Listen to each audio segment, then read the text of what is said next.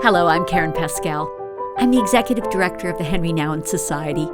I want to welcome you to a new episode of Henry Nouwen, Now and Then. Our goal at the Henry Nouwen Society is to extend the rich spiritual legacy of Henry to audiences right around the world. Because we're new to the world of podcasts, taking time to give us a review or thumbs up, or even share this episode will mean a great deal to us and allow us to reach more people with meaningful and hopefully deeply spiritual content that continually reminds us of Henry's writings, his encouragement, and of course, his reminder that we are God's beloved child. So with that said, let me take a moment to introduce my guest. Today on this podcast, I am joined by a very dear and longtime friend, Brian Stiller. Brian is the Global Ambassador of the World Evangelical Alliance. This global association represents some 600 million evangelical Protestants around the world. Prior to this, Brian was the president of Tyndale University and Seminary.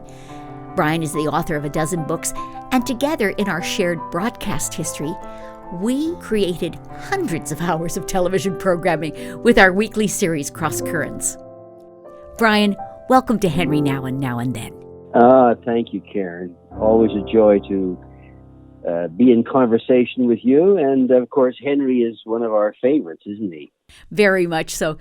Brian, one of the most memorable interviews that you did for Cross Currents took place in 1995 at L'Arche Daybreak with Henry Nouwen. We shared the content of that interview in 3 podcasts, which I know people really enjoyed.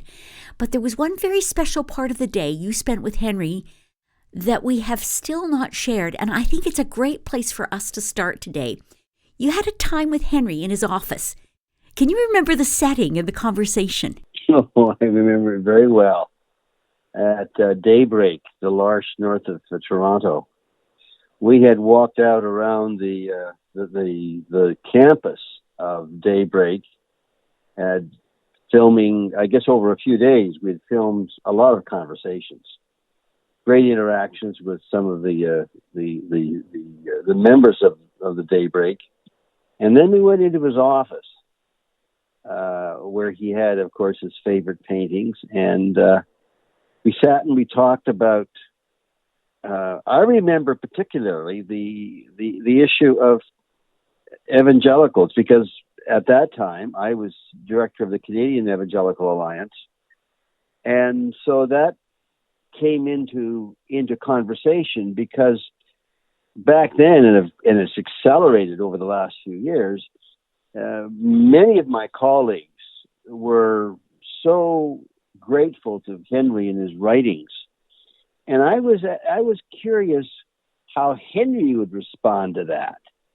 What sense he made of why people on the Protestant evangelical side were so interested in his musings and insights as a Catholic, as a person who talked about spirituality on a broader scale, but he was Roman Catholic nevertheless.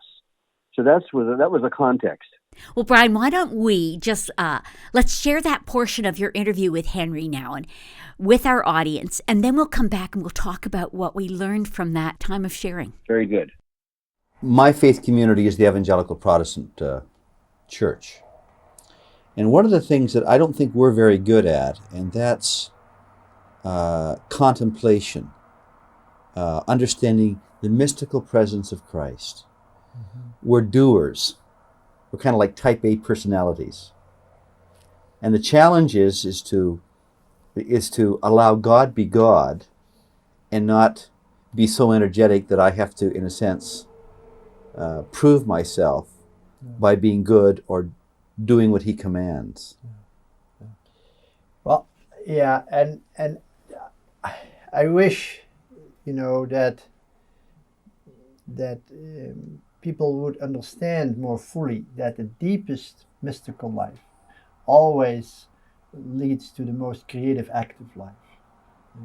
The deeper you enter into communion with God, the more you discover where your neighbor is who waits for your response. And there's think about the wagon wheel with all the spokes. And evangelicals are a little bit running around the rim of the wheel, going to visit everybody. And I said, sometimes think, why don't you go to the hub? Because if you go, you live in the hub, you're connected with all the spokes anyhow. And from there on, you can. So the image there is to say, when you are enter into the heart of God, you enter into the heart of the world, and you are connected with people in a very intimate way. So the mystical life, like the life of communion with God, is in no way taking you away from people, is in no way getting you out of the social action, is in no way getting you away from active involvement in the world and of evangelism, the opposite. But I think what's important is to trust more that when you are living in communion with Christ, and when you're really living in the center, that from there on you radiate some of the truths of Christ without always being aware of that, And I think that quite often the life of communion with Christ is a healing for others, even when you are not explicitly trying to affect people's lives. And you said that a mystic can't help but be a prophet. That's right. Because out of your contemplation, you see the evils of the world, and you are called to speak against those evils in Christ's name. Yeah, if you enter in communion with God in whatever level, and the word mystic is sort of a heavy word, but it just means to live. What's a better word for mysticism or mystical? Living in communion with Christ, living in unity with Christ, living in conscious spiritual union. Yeah, and having Christ to be the center of your life. It's so when you're there, as in a contemplative way. Yeah, you become very much aware who you are, obviously. All right. And you discover that you are the world. that all that that's in the world is also in your heart, and that jealousy, anger, violence, all's there, but at the same time that in communion with Jesus wants to heal you there, and to make you discover that you can become a source of life if you bring your whole being into communion with Christ. You know what I mean? And so in a way your heart is in a way a microcosmos of the world, and that opens your eyes to see the needs of the world, but you see him from the place where Christ is, and not just from your place of your own anxiety or your own or desire to be a social reformer. Yeah, or desire to get everybody on your side. Jesus himself, he was so concerned to live in constant communion with the Father that out of that communion he ministers. You see, we see so many activists, and I think I fall into the same trap. We burn out too quickly. Well, burnout means that you give, but you don't receive. That's what burnout is. Burnout is helping people, giving, and finally get angry that you don't get anything back. So it's running around the rim rather than living at the center, at the hub. Yeah, running around and not being satisfied, not being alive. I run around a lot. I'm not at all that kind of quiet person, but I do receive a lot from being with people, and the Christ that I announce is also the Christ that speaks to me through the people I'm with, And so whether it's core members of our community or people I'm working with or people I'm going to, in a way they offer me a lot, and they also reveal a lot to me about. So the world also is the place where Jesus speaks to me. But let's say it in a very simple way. You cannot see God in the world, but God in you can see God in the world, okay? So if you have a sense of God living within you, it's that the Christ within you that allows you to see the Christ in other people. And ministry in that sense is always mutuality. Is that when I say to the people in this community, you are the Christ for me, it's only the Christ in me that allows me to say that and to see that. You see what I mean? Mm-hmm. So the mystical life in a way is a life that allows me to see Christ in the world and to call it forth from others. In a way, ministry is not to make you move to a new place, but first of all, to make you recognize that the Christ you're looking for is already in you, has already touched you, that you are part of Christ's love before you even know it, you see. And in a way, ministry is to call for the Christ in other people so that they recognize that they carry something in themselves that is worthwhile. You don't even know that you have a gift to give before there is somebody to receive the gift. So as a minister, or I'm first of all have to be willing to receive the gift of others so that they recognize they have a gift. But what is the gift? The gift is Christ Himself. When I say no, meeting you, something in you gives me life. Something in you gives me hope. When you believe that something in you gives me really hope, you start claiming it for yourself. You know what I mean? You start saying, oh, then I must have had something because Henry feels better since having met me. So the best gift in the way I can give you is the knowledge that you give life to me because that's what you want. And if I'm only concerned to give life to you and help you and shape you up and make you different, then finally I end up putting you down instead of being your life. My task is to let you know that you are the living Christ. But I can only let you know it when I receive that from you and I get nurtured by it. See, and that's how burnout doesn't take place. I mean, when I visit you and I come back and say, well, Brian has given me more hope, and you feel that in yourself, then I'm nurtured, but you know more the Christ within you. You see what I mean? What lessons did you learn from Henry, especially from this interesting metaphor, the wheel? Well, it's a fascinating metaphor. I've never heard it used before. And when Henry described this wheel, it made perfect sense. And as we've listened, what he is saying is, yes, you evangelicals, you have high energy. You're doers. You want to get out in the community. You want to evangelize. You want to care for people. But you're out on where the spoke meets the circumference of the wheel.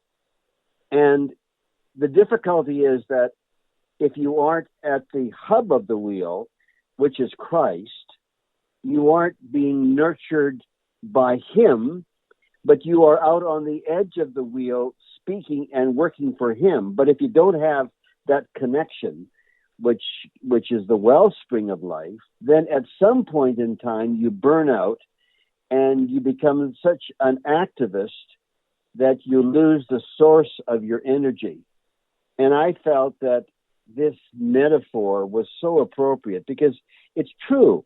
Our history, the word evangelical comes from the word evangel, to tell the good news. And by our very nature and our theology, we are activists. But the downside to that is Henry was so helpful in pointing out is that at the very heart of our lives, we lose the deepness of our friendship with Christ. And that is why so many evangelicals have gravitated to his writings. I get it all over the world. People are so grateful, especially when they know that I have some connection with Henry, and they've listened to or they've watched one of our videos some years ago. They are so grateful that this very elementary aspect of our life in Christ is something we too often miss. And Henry has been a godsend to us in helping to remind us of that. It's interesting that you say that, because I think I have met so many evangelicals who are so drawn to Henry because he's so Christocentric. Christ is in the very middle. Jesus is in the very middle. He doesn't hesitate to talk about Jesus. That's central to Henry Nouwen. Brian, in your role as global ambassador for the World Evangelical Alliance, I think you have your finger on the pulse of the church today, and I'd love to talk with you about this. Help me understand what you're seeing in the American evangelical scene. Well, certainly the last few years, the religious scene in the U.S. has been at best turbulent. And at the center of that has been the evangelical community, which at one point made up probably 30% the American people. But when you look at what's been going on the last few years, I think it's good to step back a bit and see how this evolved, both historically, in its original, in an American's formation, in the rise of evangelicals in the 20th century, and then this growing liberal conservative debate, and then eventually ending up over the last few years in an intense binary political standoff. So maybe that, if we just took that as a framing of it, Karen, it might lead us to some better observations. So let's go back. And I'm a Canadian, but I have studied much Canadian American history, and I'm fascinated by the development of this North American continent. But the American people are different than Canadians. The Americans have started with a vision of God using America as a way to bless the world. They use the word manifest destiny. And that's a very helpful word, because at the very heart of their republic was a sense, at least in my reading, there was a sense that God was manifesting himself through their destiny, and that being a city set on a hill that would illuminate others, this biblical vision of God at work in society would be something that would characterize the American people. And so the American people have always been very religious and very Christian, and passionately so. And so I think in the building of the culture, you have this as a very baseline to their politics and to their social life. But then in the last century, you had a rise of evangelicals.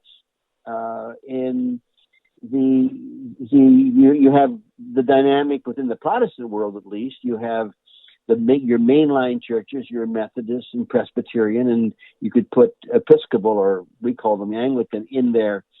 There was a liberal Protestant debate out of higher criticism that divided the Protestant world between the mainline Protestants, which tended to espouse a more liberal theology, at least the conservative side saw it that way, and on the other side, this evangelical community, and you had a rise of their numbers. You have churches growing, evangelistic activities through a whole number of student movements, for example. And so when you look at the post 1960, when you have the more radical movement coming into the youth, you have a Jesus movement, and it produces all kinds of activity and a very strong evangelical community. But generally, that community was how can I say? Well, it's almost as if it was separated from the world. The activity was to evangelize, was to make disciples of people for now and for eternity. And so other issues like politics and civic society, that was left to your mainline and your Catholics. And so the evangelicals didn't have much engagement in that. But then you have this third movement in the 60s and 70s. And I suppose people like Jerry Falwell and James Dobson, they would be at the forefront. Whereas in the earlier part, Billy Graham was kind of the godfather of the evangelical movement. And he was a kind, gracious person that got along with people. And he was the one that was at the head of this broader evangelical movement, not only in the U.S., and of course it became worldwide. But then you have this reaction in the 70s and 80s with the moral majority under Jerry Falwell, James Dobson and his radio shows, and from the debates over abortion and sexuality came a growing division between your liberals and conservatives. And that, I think, was the formation of what we have today, which is now what I would call a binary cleavage You have it's defined by your Republican and your Democratic parties, and where people are they're almost like they're born into a Republican Party or born into the Democratic family, and you have this division, and this division is reinforced by issues of race, of sexuality, of rich and poor, and wealth. Of course, abortion is at the very core of that growing division, and so you have Trump comes along, and he fires up those who feel they have been alienated by the elite liberal left, and you have through that by media communication, social media, you have a reinforcement of ideological left and right. And for me, as an evangelical outside of the country, I find it most unfortunate that many evangelicals got caught on the political right and linked that with their religious commitment, and they became one and the same. And that exploded over the last few years. And so you have that as a definer of current religious life in America. Oh, I find that so helpful to hear that kind of laid out. Most of our audience, by the way, is American, and they may disagree or agree, or I hope they'll find it helpful as well. I really do, Brian. Looking at that, what happened with the issues of social justice for that divided evangelical community? Have they missed the boat on that? Where do you see that happening? Well, of course, it's not monolithic. If you look at the evangelical community, it's not just one mass, and you have deep within the evangelical movement, characterized by various movements, by universities and seminaries. You've got a very strong central kind of theological commitment to the whole gospel, which includes social justice. And so you have many of our leaders, but they've had to keep their heads down because the public rhetoric has been so destructive that you have, for example, I know pastors of large churches, and they've had to be very careful not to exacerbate within the congregation this political divide by trying to explain or trying to move the debate around. They had to leave the large public debate alone and wisely just stick with biblical teachings, and even then, biblical teachings will create a storm. A pastor, he's Latino, pastoring a large church in the Middle South.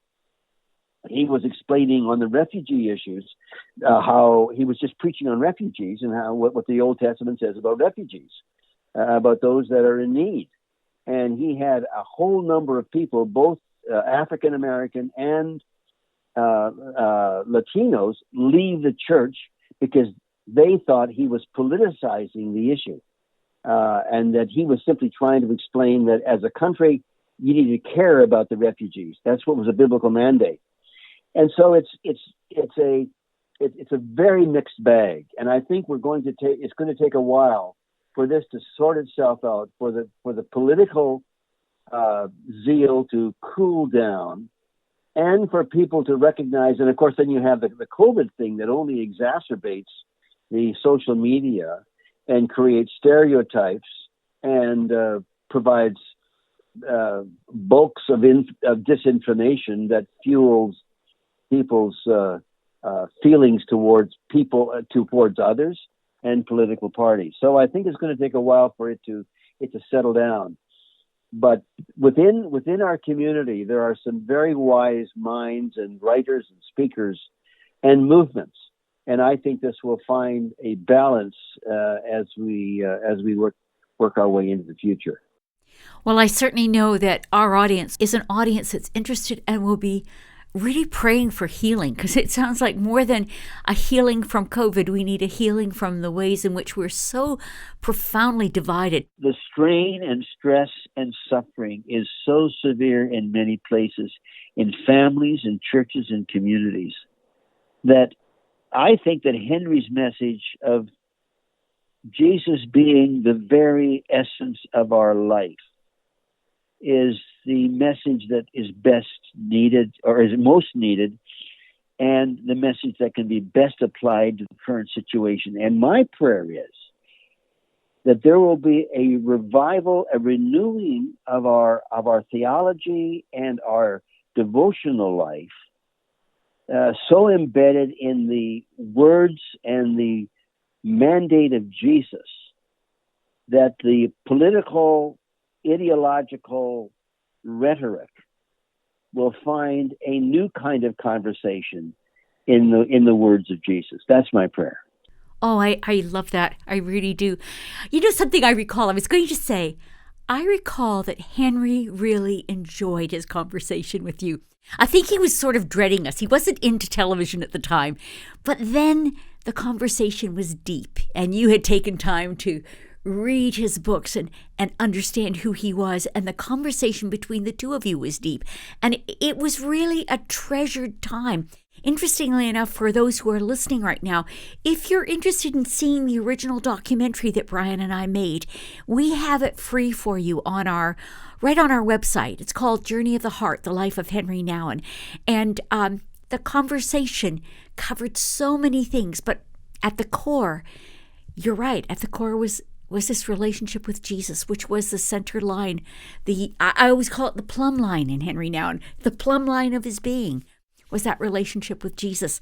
I'd like to ask you another thing, Brian. I'd love to get a picture of evangelicals on the global front, since you travel all around the world, and this idea that there's 600 million evangelical Christians around the world. Tell me a little bit about that community, about the challenges they have, and maybe a little bit of their perspective on us. Okay, the evangelical world, it really comes out of the Protestant Reformation. So Martin Luther, he didn't call those that followed his teachings Protestants. That's what the accusers called us, Protestants.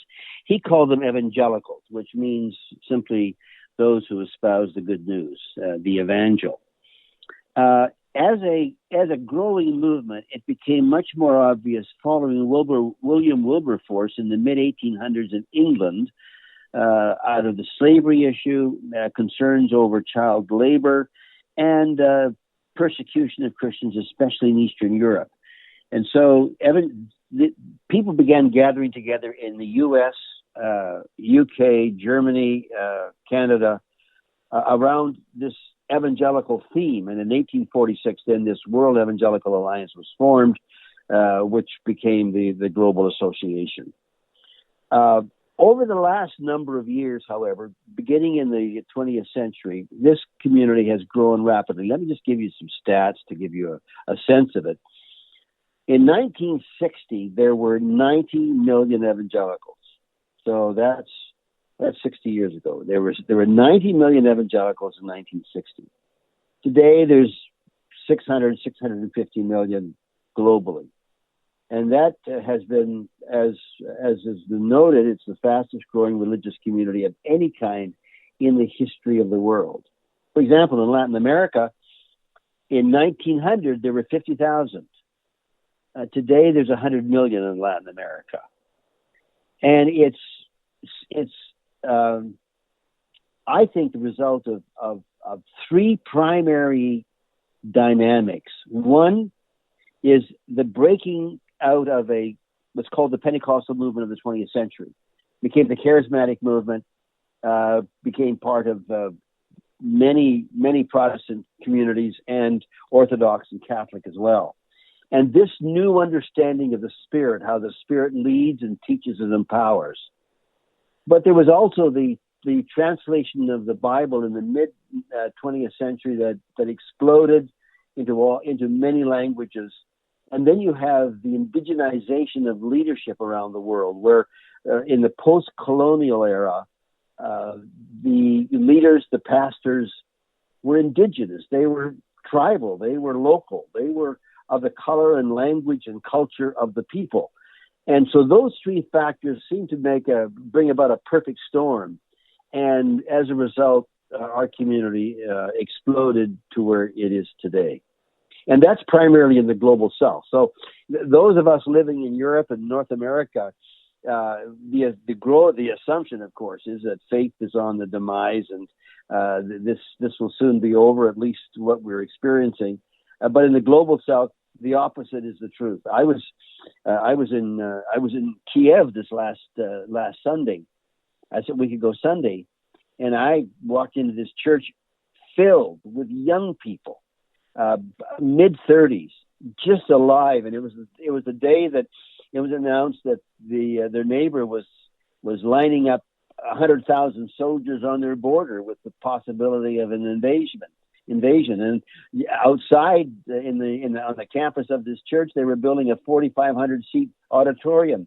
It's so growth is taking place in many places, and it's in many ways not surprising because of the needs that exist and people's hunger for spiritual reality. Isn't that exciting? Isn't that amazing?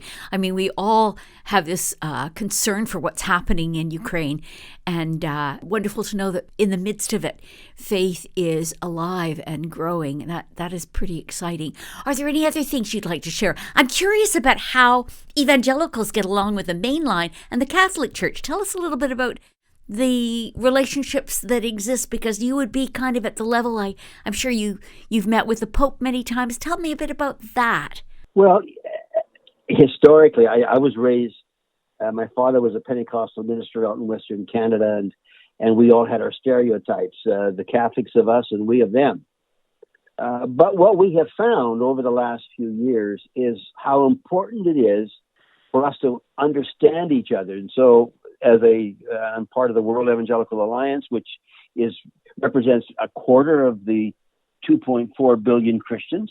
And so when there's an issue globally, the Vatican and us and the World Council, we get together on it. We respect each other's responsibilities and the communities we serve.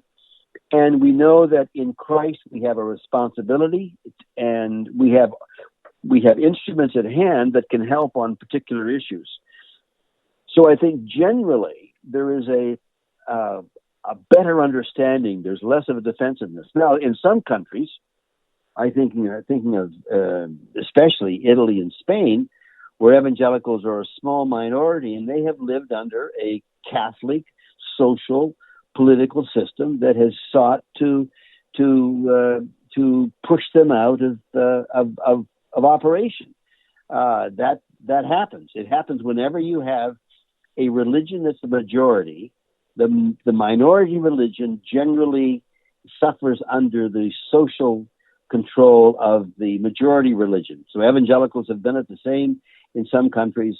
But I think generally we find that there is an openness. For example, in Ukraine, where you have very conservative evangelicals theologically, 25 years ago, they, along with the Orthodox, Catholic, Muslim, and Jews, put together a national council. And that national council represents all the major religious issues to government and to civic society.